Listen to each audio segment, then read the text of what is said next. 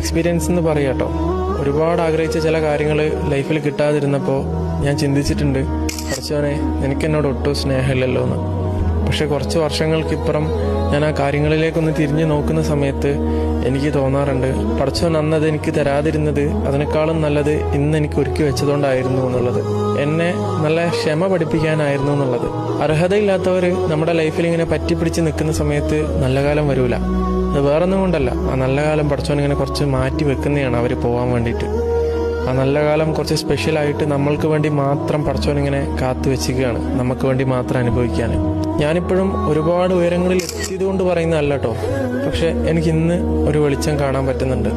ഇന്നുള്ള എൻ്റെ ദിവസങ്ങളിൽ പണ്ടില്ലാത്ത ഒരു പ്രതീക്ഷ എനിക്കുണ്ട്. അത് അവരൊക്കെ പോയതുകൊണ്ട് എൻ്റെ ലൈഫിലേക്ക് വന്നു ചേർന്നതാണെന്ന് ഞാൻ ഇന്ന് ചിന്തിക്കുമ്പോൾ എനിക്ക് മനസ്സിലാവുന്നുണ്ട്.